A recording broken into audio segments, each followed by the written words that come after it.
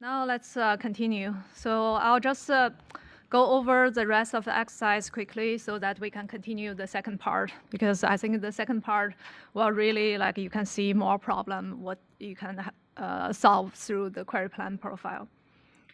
So this one is, again, let's compare with the execution summary first.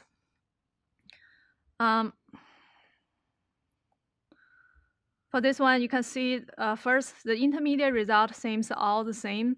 However, the scanner time is different. So this one, like, average take at least 2 times of time compared with this one. So since the intermediate result is the same, so that means that the plan doesn't seem to have any issue. Let's go to the detail about how this being executed. Okay.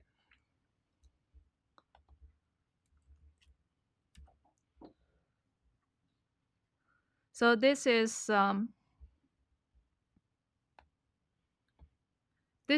execution part.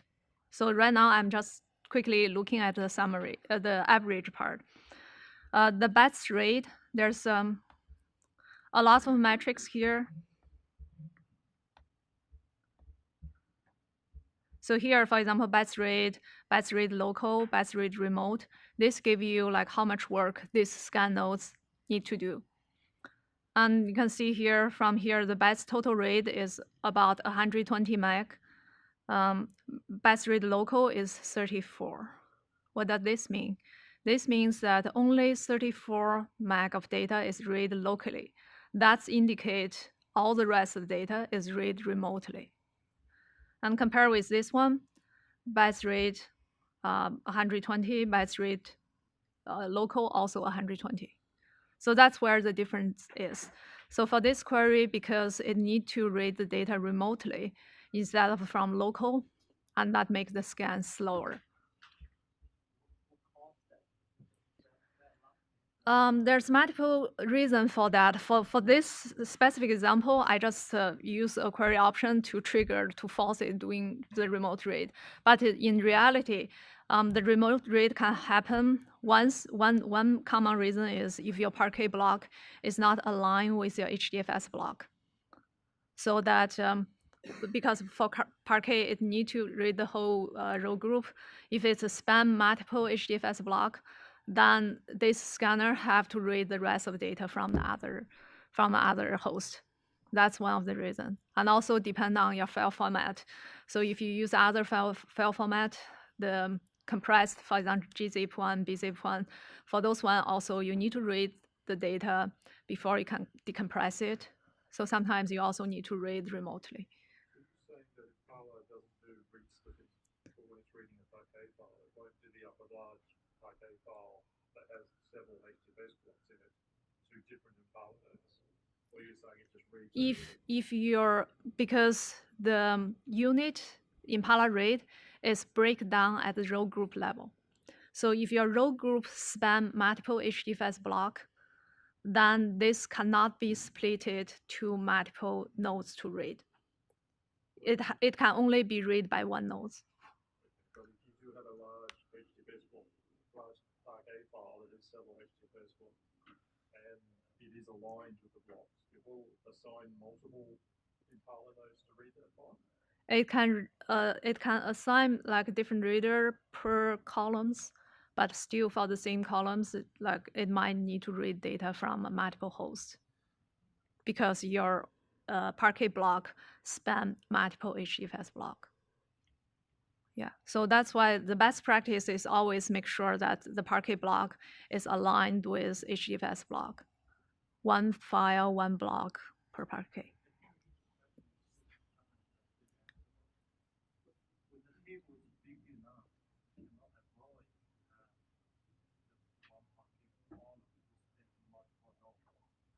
Why? Oh, you misunderstand the table with the block.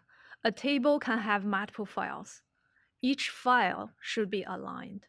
Not the whole table has to be aligned with that. That's impossible. Yeah, each file.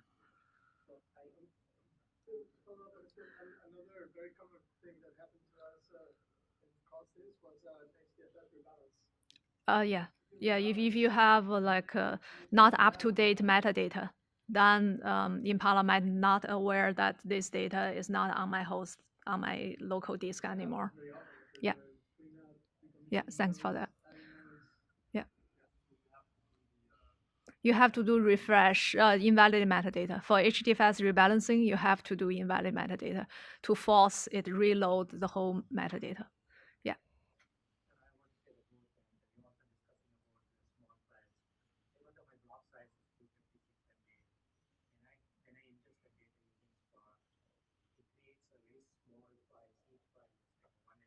Mm-hmm. Yeah.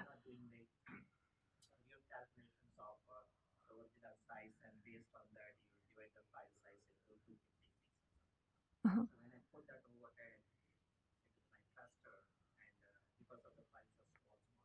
Yeah, the small files is a very well-known problem, like for the big data. You have to set proper configuration. Is still.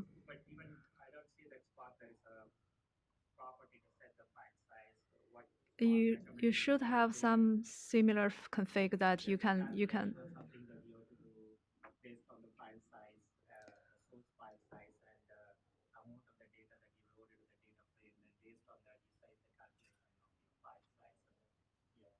Yeah. Yeah. Yeah. So those are good discussion, but unfortunately, like we're if we continue discuss, we won't be able to finish here. So let's.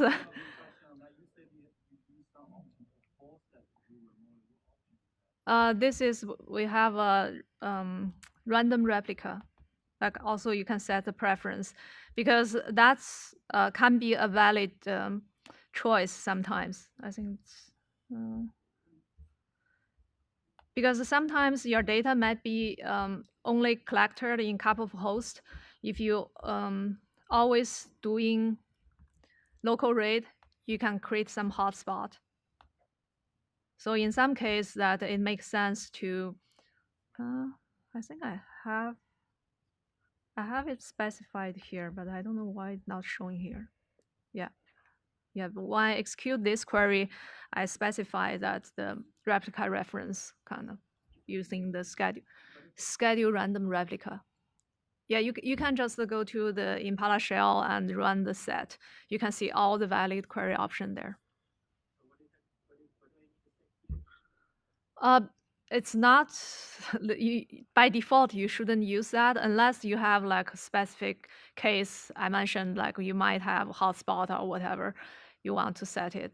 It's replica, kind of a random replica. That yeah, that kind of option. Okay. So the next one is compute stats with code gen or no code gen. So let's just look at the no code gen part.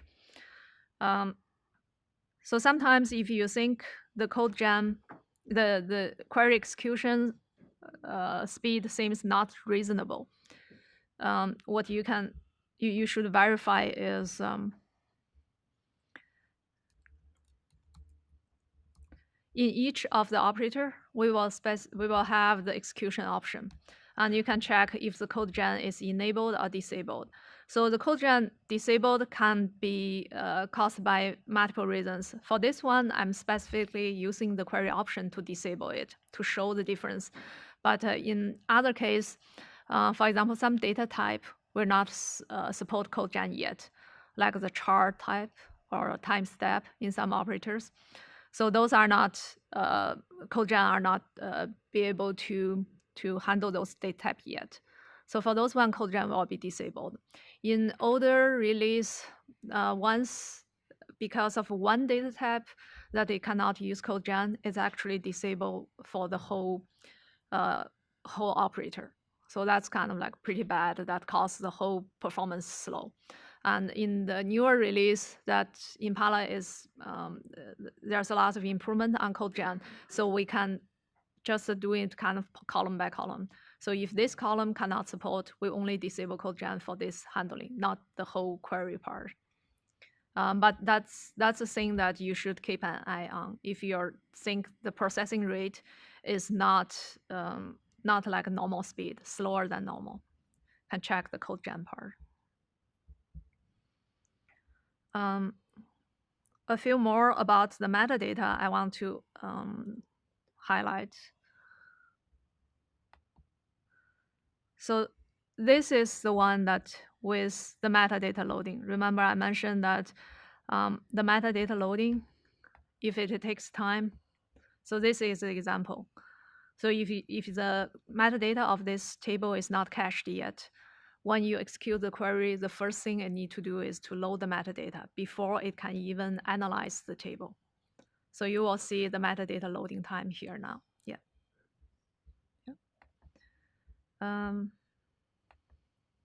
For invalidated metadata and other DDL, so they're not much to see.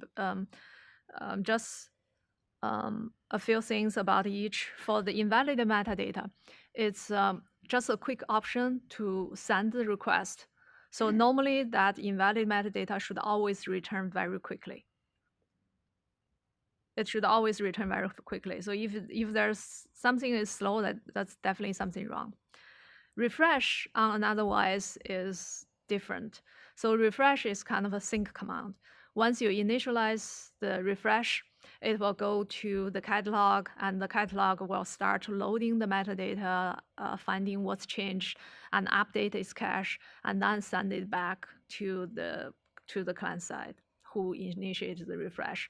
So the refresh only return after the whole refresh process finished. So the refresh might take quite some time, especially if you have a huge table, a lot of partition there. Yeah.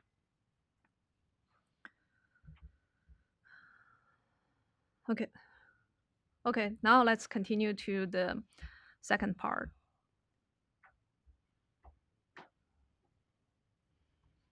So in the first part, we talked the basic plan profile structure and what's the basic troubleshooting, how to find the bottleneck, how to find the skill.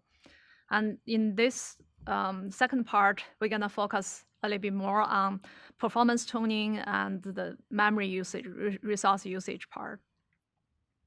So let's look at example first. So for this one, remember we should always look at the execution summary.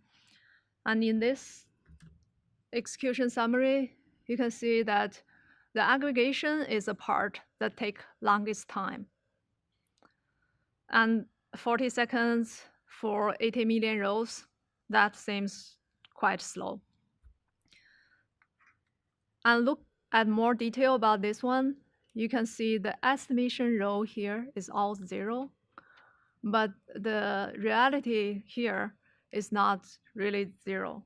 So something wrong with this estimation here.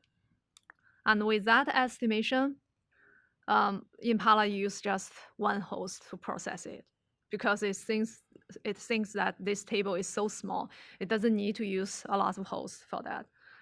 So this is because there's some either corrupt states or missing stats. So that cause all the statistic is wrong, and lead cause the planner generates the wrong plan. So you can fix this by just compute stats. I can see after we compute stats, now it properly choose the parallelism. So distributed the work to all 17 nodes and to process a query. Now the aggregation is much faster. The whole query just finished in like 2-3 seconds. Okay. So another example. For this one, let's look at the plan first. So we have 2 table join here. This one table, another table, and doing a join, or 3 table join actually. So there's another table join here. And this query runs very slow. So look at more detail about the which join it choose and the join order. So you can see there's table here. The left side is only 2.4 megabytes. But the right side table is 180 gigabytes. And the drawing strategy we chose here is broadcast. So this means that you're gonna broadcast that 180 gigabytes table, large table, to all the nodes, and then do the drawing. So of course that's gonna be slow.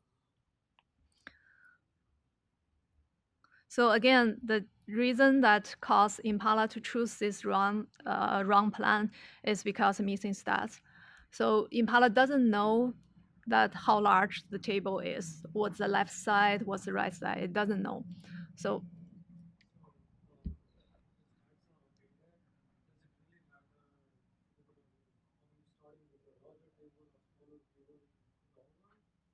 if you when you write your table, when you write your query, if there's no stats, Impala will, if it has stats, Impala will adjust the order. It can tweak the order. You don't have to keep in mind which table is the largest, which table is smallest. Impala will automatically adjust it. Is there a way of getting Impala to change its assumption? Like, if it doesn't have stats on a table, assume it's large. Actually, there is. So in the newer release, now by default, we always default strategy to broadcast, join strategy. Always default to broadcast. In the newer release, we have a query option there. You can change the default join strategy to partition. So that if you know that for a lot of your table is quite big, so you can set that query option to default to partition. That probably work better for you. It just seems to be a crazy default because a lot of times you don't have stats on your table. Yeah, there's some like history reason. I'll explain it actually next why we choose that choose that as default at the beginning. But there's no way to use like the straight join hint, but only when there's no stats, for example. You can use a straight join no matter there's a stats or not. No, I know that, but like I wanted to optimize it once, but if there's no stats, then do it in the order that the operator wrote it. Right. There's no way to do that. If you don't have stats, it will default based on the order you write in the query. If you don't have stats. Okay. Yeah. Because if you don't have stats, and then the stats is always count as -1, so that every table is treated like the same, then it will doing it by what's the order you put there. Because you get into situations when stats go bad or whatever, and you get terrible performance, and it's because but when you seeing go bad, does it the stats broken, not up to date, or completely no stats? There's a difference. Because missing stats is kind of like very general term. It means maybe just some column missing stats. Probably doesn't mean the whole table missing stats. So it will depends like what stats is missing. It's not yeah. So might be there. So on this question, when I was talking to, so we see a different behavior of the Impala parameter. Okay. When we gather the stats, and before that we don't have stats, like I mentioned, we use that optimize like hint of shuffle, so it always use the partitioning. Uh-huh. And we started doing our stats gathering, and we see the broadcast everywhere. Everything is broadcast, and the query was taking a longer. Uh-huh. And that's the time we started seeing that the bad behavior. That's what I was talking about you that you on the case. So then we went back and deleted the stats, and we left it with the shuffle as optimized again. Okay. And we don't have the confidence that even though stats are there, at least the version that we use. Okay. The stats are there, but still Impala is not choosing the right. Yeah. I think like my next couple of slides will explain like how Impala made the decision. So to make a decision, we have some assumption there. So we choose that assumption based on like what we observed that should fit most of the case, but doesn't mean that it can 100% fit all the case. So there's a case that it doesn't fit. Do you have plan stabilization in the future? What do you mean plan stabilization? I got a good plan. Uh-huh. Do you ever change it? Oh. Okay. It's called plan stabilization. Okay. Where you just lock it down. Okay, no, right now, but I remember we do have some discussion like based on the heuristic, previously which plan gave a good result, and then next time we choose the same plan. Yeah, there's some discussion about it, but there's a lot of consideration, so we have to make decision that if we go with that direction or not. Yeah, go ahead. Uh-huh. Choose join strategy. You mean the query option? Query, I think it's starting CDH 12. You can set the query option, like to choose default if it's broadcast or partition. It's depend on where you set it. If you set it in the session, it will apply to all the query executed in this session. If you set it as a startup default query option, it can apply to all the queries. So you have a choice. Yeah. Is there one more question? I think that's okay. Let's continue. Okay. So after we compute stats, and then you can see the join order. Now it's proper. It puts the large table on the left side, small table on the right side, and still broadcast because it's small enough. Okay. So let's talk about the detail about the join. How, yeah.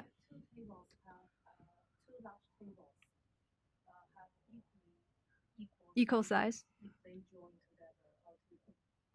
By default, we always favor it will based on the default join strategy choice. Like I just mentioned, there's a default join strategy query option. If you set that one to broadcast, it will default to broadcast. If you set that one to partition, it will default to partition. Yeah. Okay.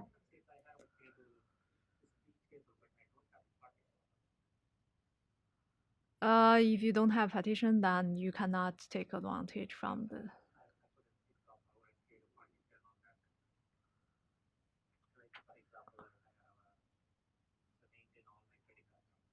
Mm-hmm. But you,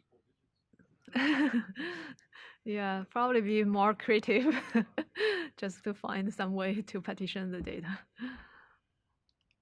Okay. Yeah, you can use some function to kind of generate hash bucket or whatever. Yeah. What? Yeah, it's Parquet table. You can just like adding a column, like extract, doing some hash function for one column, kind of you can partition by that. So think it similar as how Kudu partition the table. So it can do the hash bucket or can do the range. Yeah, that way. But you have to do it like manually create a function for that. You cannot. It's not like built in like Kudu. Okay. So the drawing part, Impala use one phase parallel query optimization. So what we're doing is first we examine all the tables in the query and to decide what's the join order. So the join order will be based on the left deep tree. So the large seed table on the left side, the small table on the right side. And we pick the largest table first, and then compare all the small tables to see which join gave me the least cardinality, generate the least minimum result, intermediate result. And then we put that one combined with the largest table. And then we repeat the same thing again for the rest of the small table, finding out which is the next smallest one and put them together. So to generate the tree for the join to decide the join order. Once the join order, this is what Impala Planner does it for you. You don't have to do that. I'm just.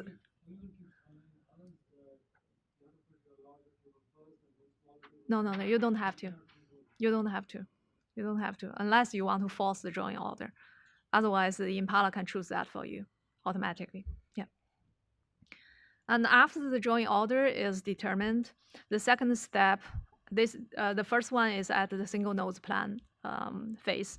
And at the distributed plan phase, it will base on the size of the table at both sides to choose which cost is lower. Is broadcast lower cost or is partition join lower cost?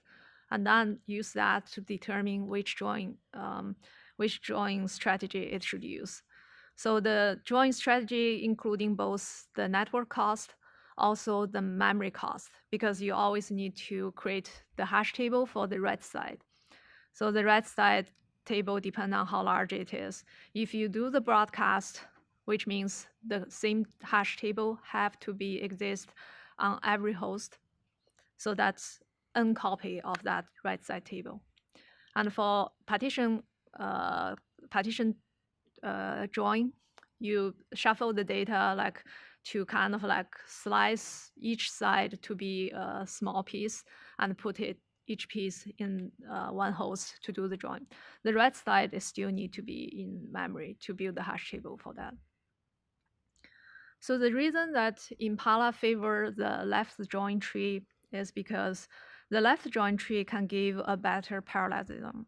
So if you think the tree after we decide, all the right side table, I mean, they can actually start being executed in parallel. So you can have better parallelism.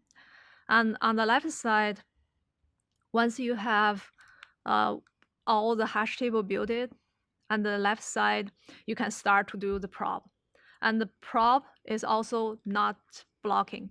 So once you have first row bench produced by the first hash join, and then that can be sent to the next one, and the next one can start. No need to wait for the first hash join completed. And same thing again for this one. So this way that you can get, the user can get the result as soon as possible. They don't need to wait until like one stage is completely done for that. So give you shortest response time and also lower cost, lower memory usage. Because now you don't need to hold the whole result set here. You can, once it's produced, you can go up, continue processing.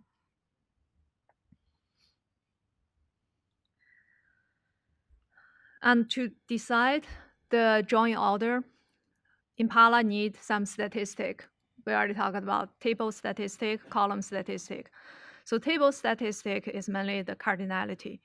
That decide what's the left side, how large it is, right side, how large it is. Column statistic, that distinct value per column. That helped you decide what's the selectivity of this column. So when you join like by a filter by predicates, the column statistic can help you to estimate it, what's the selectivity of that after the join, how much the intermediate result could be. So based on our observation, since the Impala initial is focused on the BI query, data warehouse query, so those query most likely they are foreign key primary key join. So foreign key primary key join, the pattern is your left side table usually has less NDV, and your right side table has higher NDV. All the dimension table, they have a higher NDV. That's why we always favor this kind of FK-PK detection, trying to detect if it's FK-PK join. If it's FK-PK join, not only that the right side often is smaller, also the predicates on the right side can be directly applied to the left side, can also speed up the execution.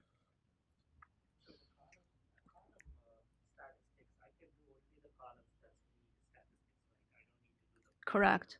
You can calculate column stats manually and set it manually only for the one that's used as predicates or hash join. Right. So yeah, I know. So we correct. So we do have a couple of Jira tracking about maybe you can specify which column you want to compute instead of like do it manually one by one. Yeah. You cannot delete it because if you are using incremental stats, you cannot individually delete them. If you are doing the full table stats, the stats is small. You don't need to delete them. Yeah. Uh-huh. Yeah. What is the impact if you could extract all of all the columns? Does it You, way too much metadata? if you're doing the normal compute stats, that's okay because you only need one stats per column.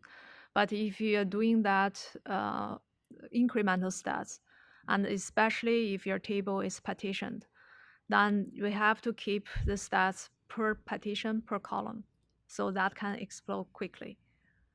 So in that case, incremental stats can become too big. So if I remember, the recommendation is how much? 60 columns, 60 columns, 2,000 partitions, something like that. I think at the end I'll point of Impala cookbook, and in that one we have a suggestion. What's the limitation when you should stop using incremental stats? Yeah, full or manual, full or manual. Manual, yeah, you have to manual, yeah. Yeah. No, currently it doesn't include histogram. Yeah, that's why there's some limitation about Impala's planning. So it cannot be very accurate. So especially to the question you have in the previous release, I think that we have some cases identified as FKPK drawing wrong, so that we can always doing the broadcast. But that one, I believe, is fixed in the newer release, the recent 2 or 3 release. Yeah. Yeah. And with the drawing order determined, next thing is to determine the drawing strategy. So this is more the execution side.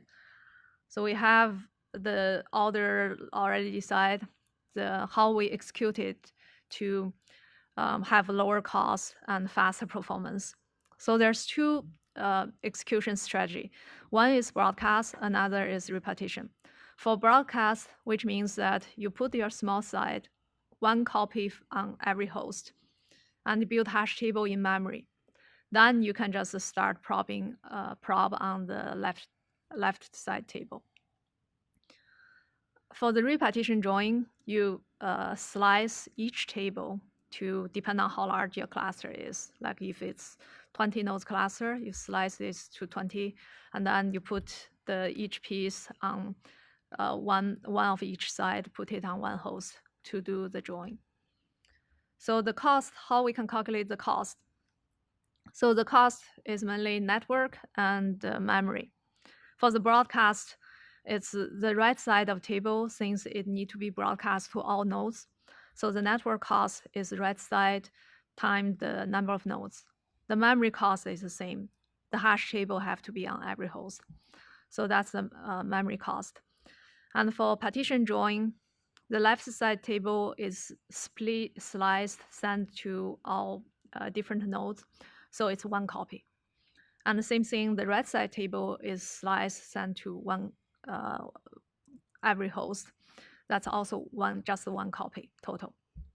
But the right side still need to be fit in the memory, so that the memory cost for the right side table there is still need to count.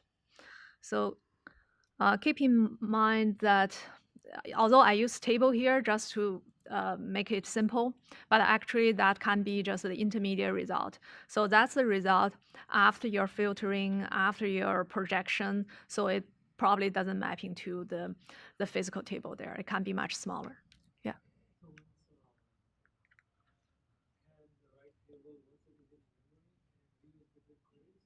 No. No. I mean, each query right now is isolated. There's the only thing that they can share is more just a storage level, like HDFS caching or HDFS file handle cache. All the intermediate results cannot be shared right now. Yeah. Why does it need to support that? Impala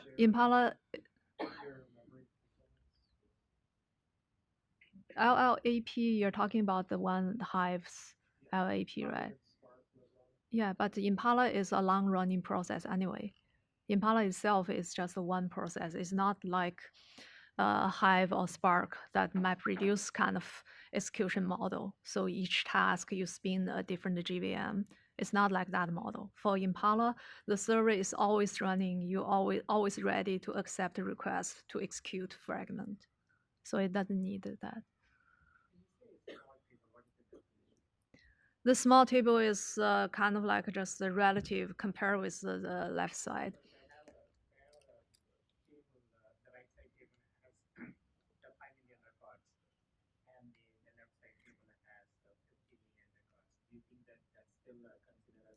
We can see the exercise. That should answer your question because I want you guys really do the calculation so you understand how that being computed.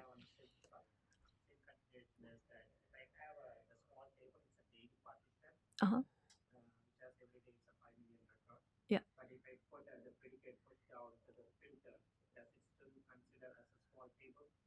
It's actually count the filter. That's exactly this line means.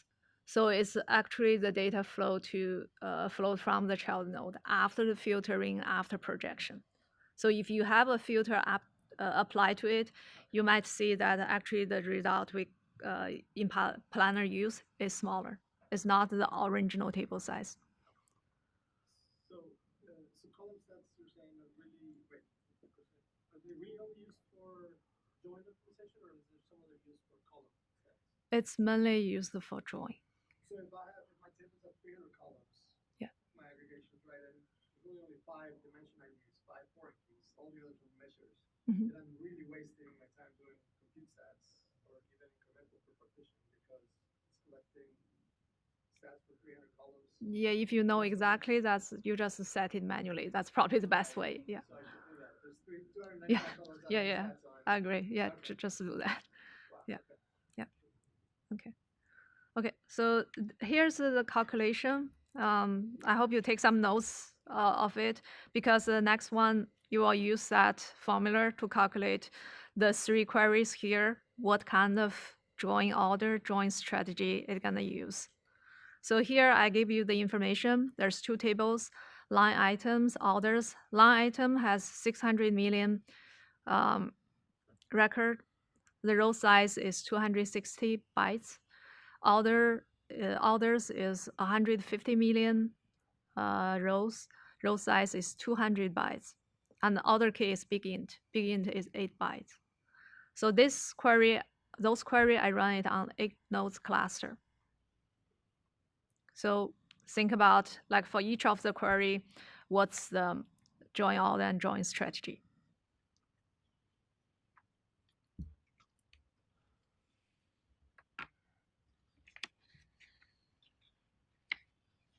I mean, you should really doing a little bit calculation because based on the previous formula, this is actually easy to compute. I'm already giving you the table size, what's the tuple size that can be passed to network, the number of nodes, the number of rows. So the table size here, you should calculate that based on the number of rows and the number of exact actual bytes passed through network. If you only need one column, you send that one column. If you need the whole table, you send the whole tuple size.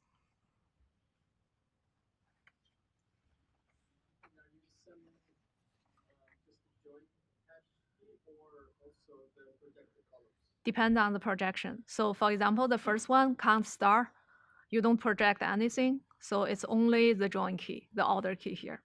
But for the second one, I do the line item star. So you need all the record of the line item. You need to send in the whole thing if you're broadcasting it.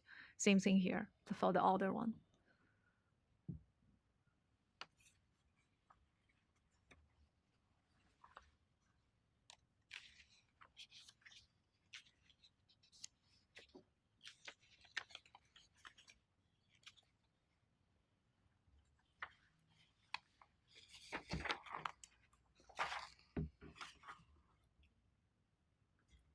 Okay, so I'll just use the first one as example to show the calculation.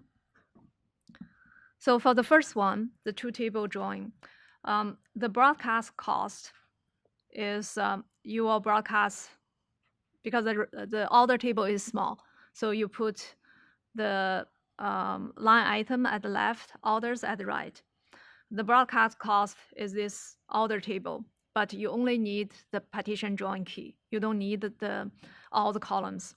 So it's 8 bytes time the number of row, 150 million, time the number of hosts, 8. And it's this one cost for network, one cost for memory. So you have to time 2 here. So the total cost is roughly 19 billion. And then for the partition cost, so partition cost means that you send each side of table to all the hosts but one copy. So it's 600 million times 8 bytes. That's for the left side. And for the right side, 150 million times 8, but you also need to put it in memory, so times 2. So this one, the total is 70.2 billion, roughly. So you can see that broadcast is higher than the partition. So for the first query that we're gonna do the partition join, the Impala will choose partition join strategy. So you can use the same way to calculate for the next two, and you can see what's the join strategy. And keep in mind the size of cluster will matters. The larger the size of cluster, the broadcast cost will increase quickly. So that when you expand the cluster, you can see that very often the plan can change a little bit. Yeah. Uh-huh. Yeah.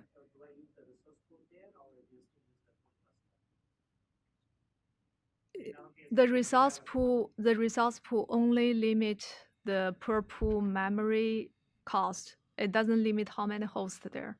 So it's always using all the hosts. Every resource pool like always using the host. Yeah. Okay. I already shared the link. I can share the link at the end again. So it's posted on the already website on the where the session is. So you can download the slides there. Okay.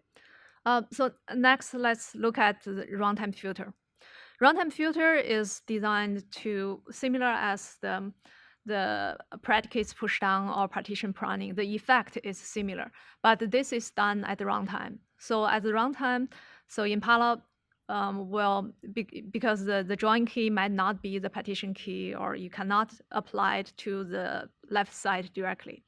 But at the runtime, once we process the small table, the dimension table, we might have enough information, and we can map that to the left side, and to effectively reduce the left side scan work.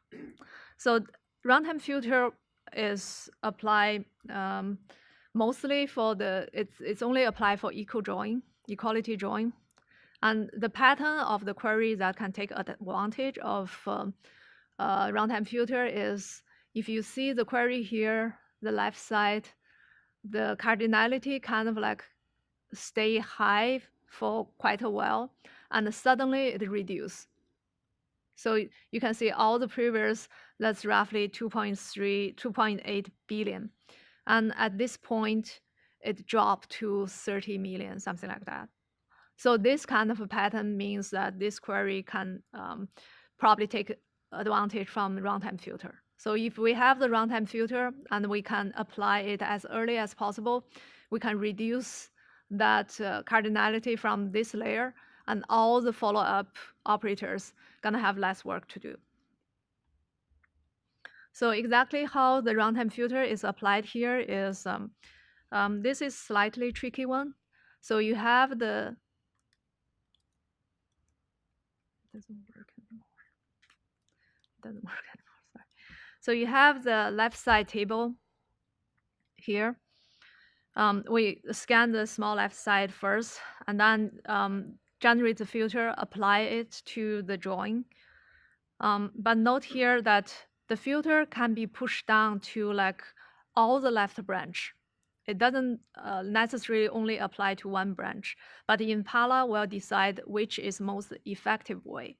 So it figure out that push it to just the left one, that layer, it most effective way. The reason is because once you apply to here, that this small table can be take advantage from the filtering and apply to a lower level drawing, and that one can effectively reduce the scan on the leftmost table. So you don't need to know the details about how it from one apply to the second, but just understand the basic that how it from the small table eventually apply to the largest table and reduce your scan. So in the query profile, after the execution summary, you will see a filter table, runtime filter table. So this gives you the information, what filter, if it's local or if it's global. Go ahead. Yeah.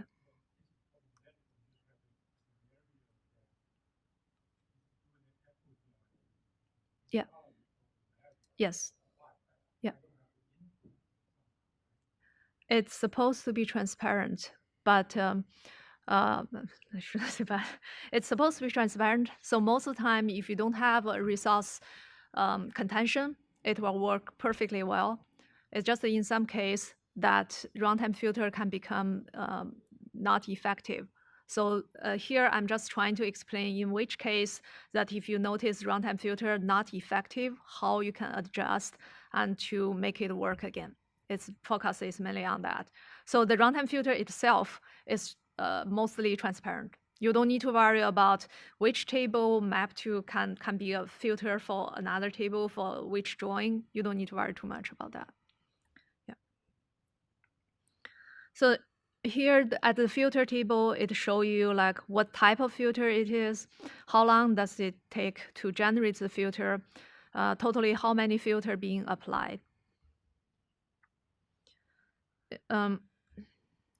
You can see here the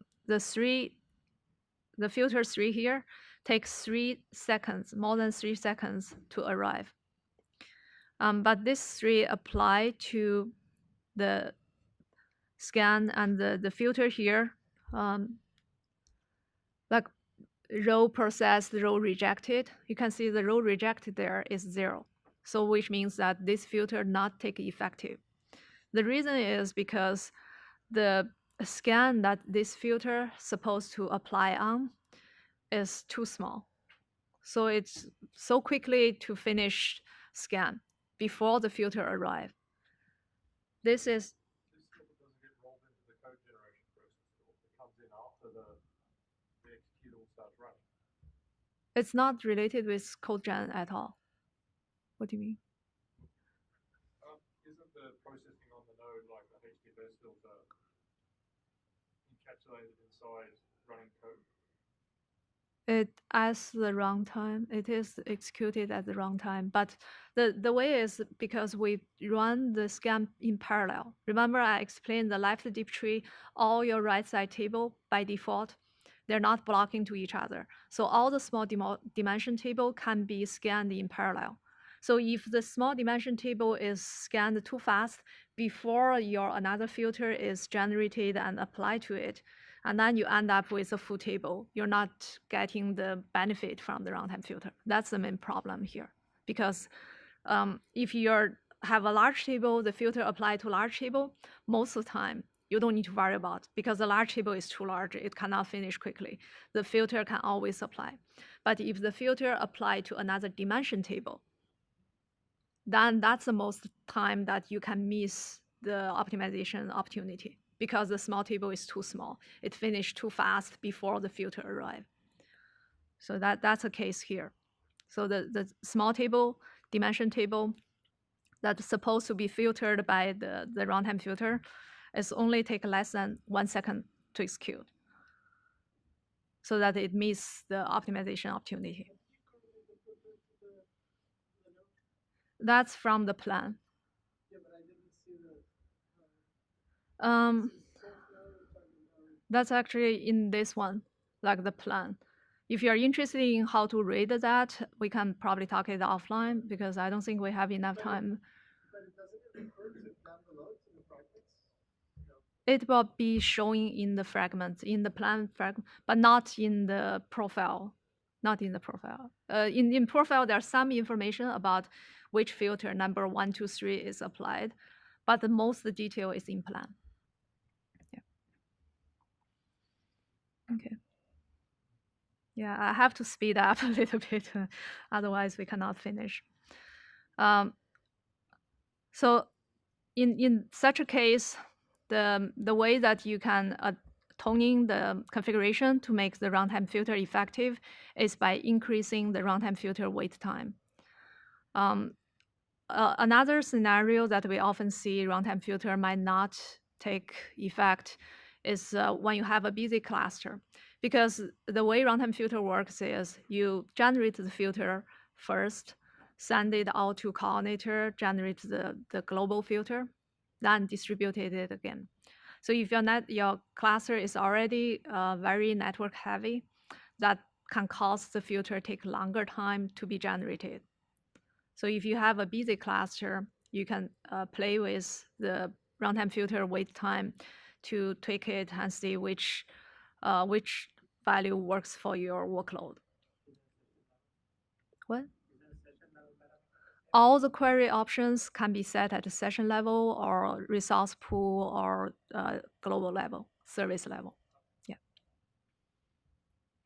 So I'll skip the example here and let's just continue. We'll see if we have enough time, we can go back to the example. So another big cluster of issue the plan profile can help we solve is the memory usage. So in the plan, we will give the estimation, what's the memory there. So this memory most of the time is not very useful because it can be far off.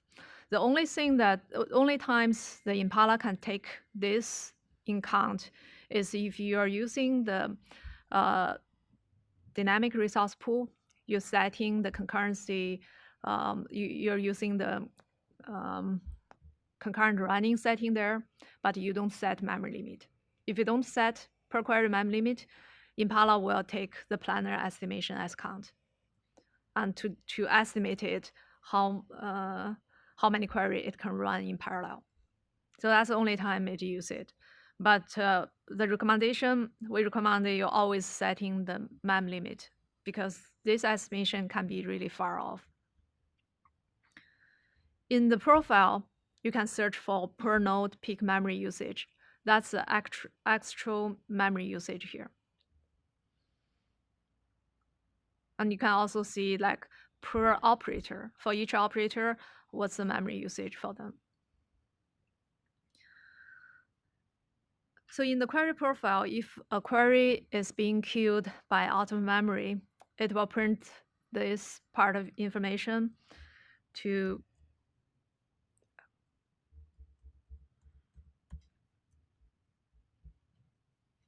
it will show you this memory information, kind of like a memory dump here. So from here, you can get a rough idea like where the most memory is used. So this dump will include all the currently running the query in the system that being queued. So you need to really check each of them to see that which one is the one really use the most memory and cause this out of memory.